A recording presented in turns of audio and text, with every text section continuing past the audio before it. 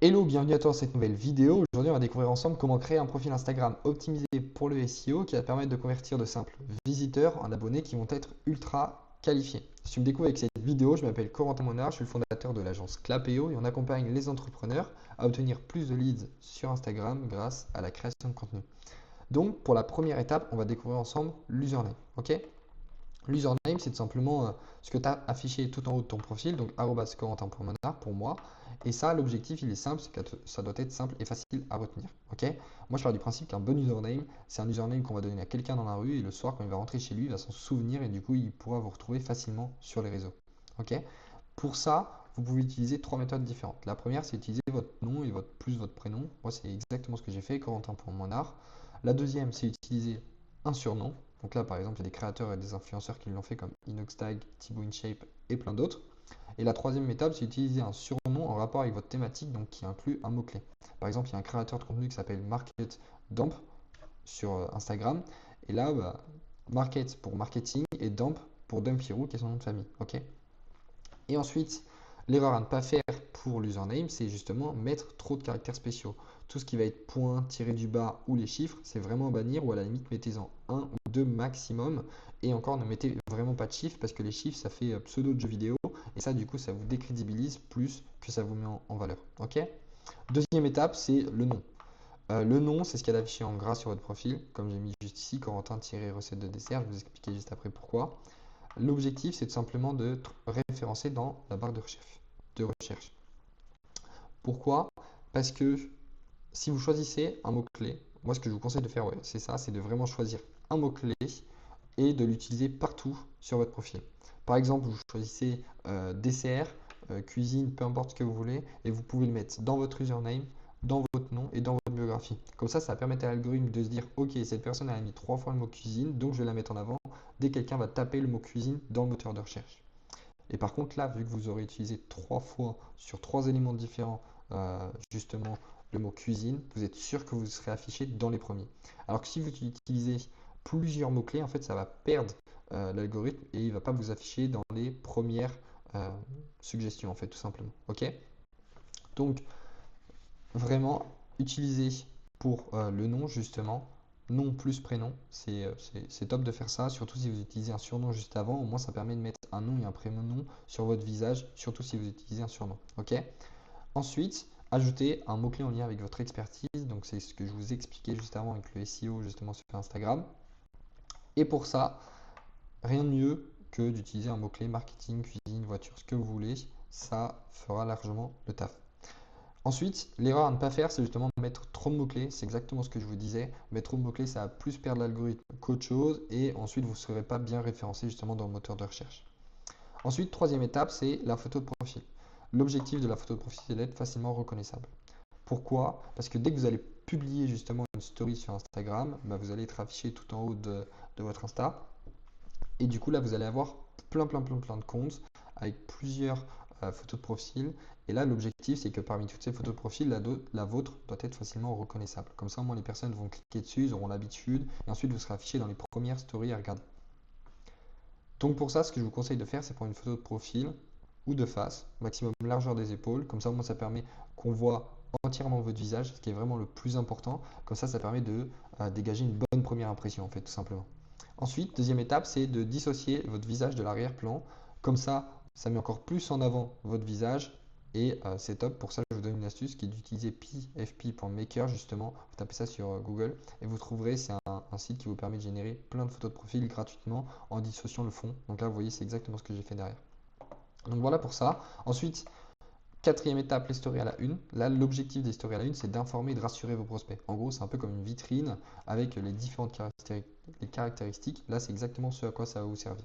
Donc pour ça, vous pouvez mettre déjà dans un premier temps le contenu le plus important à gauche et ensuite ajouter des résultats clients, votre parcours, les back-ends de votre entreprise, votre vie, votre offre. Vraiment les choses les plus importantes, vous les mettez dans les stories à la une et partez toujours de la gauche vers la droite pour l'importance. Ok?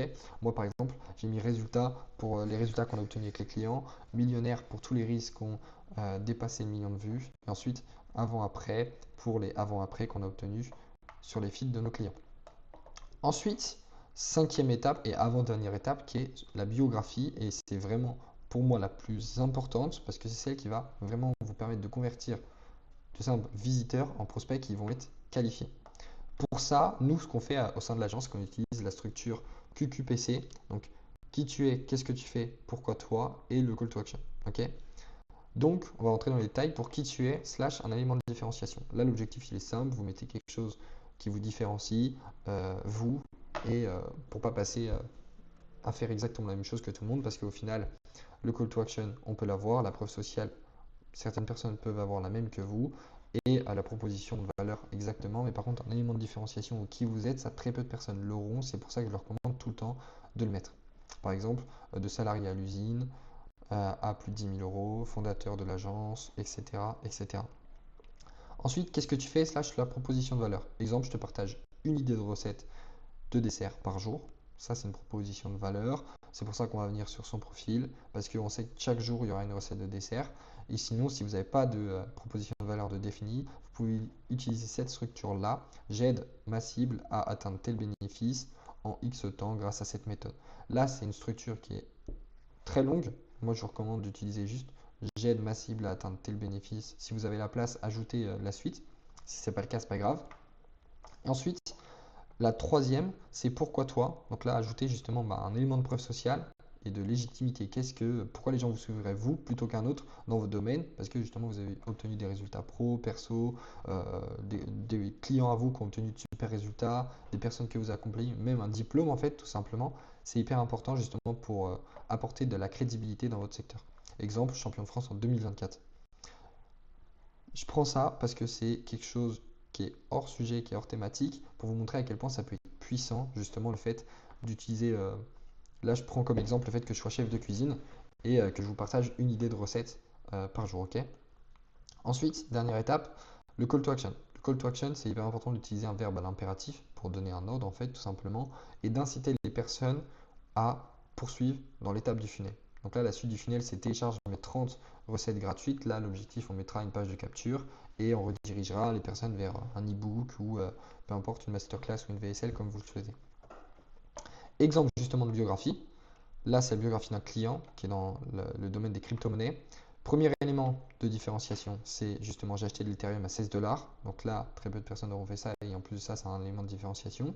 Ensuite, la proposition de valeur, c'est je t'aide à changer de vie grâce au marché financier. Ensuite, l'élément de crédibilité, plus de 752 personnes accompagnées. Et à la fin, le call to action devient membre Market Mentor. Ça, c'est le nom de son programme d'accompagnement. Et en plus de ça, ça nous incite à la curiosité parce qu'on ne sait pas ce que c'est Market Mentor. Donc, on a envie de cliquer sur la suite du funnel. Ensuite, pour moi, donc là, justement, sur marketing Instagram, première étape, élément de différenciation, fondateur de Clapeo. Donc là, c'est l'agence. Ensuite, j'explose la visibilité des entrepreneurs sur Instagram, la proposition de valeur, plus de 50 millions de vues pour nos clients et réserver un appel pour aller vers la suite du funnel. Ok. Et là, avec l'exemple qu'on a pris depuis le début, donc le fait que je sois chef de cuisine, la première étape, ancien chef dans un resto 5 étoiles, élément de différenciation. Ensuite, je partage une recette de dessert par jour, notre proposition de valeur, justement, ce pourquoi les gens vont me suivre.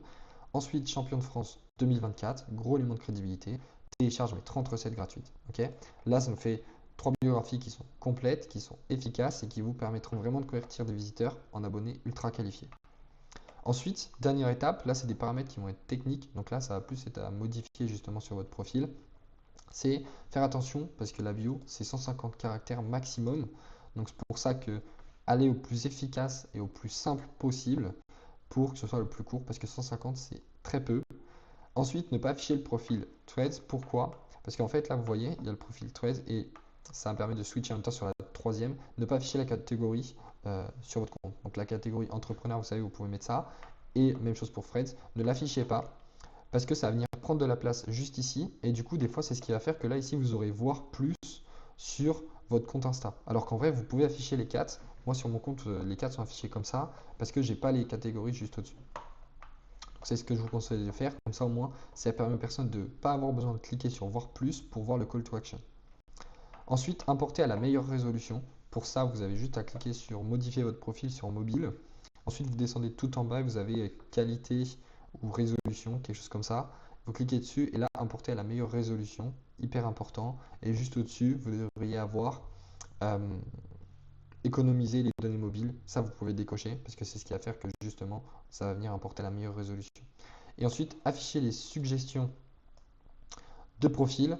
Hyper important de le cocher. Donc pour ça, même chose, vous cliquez sur votre profil, modifiez votre profil, et ensuite ça devrait être affiché.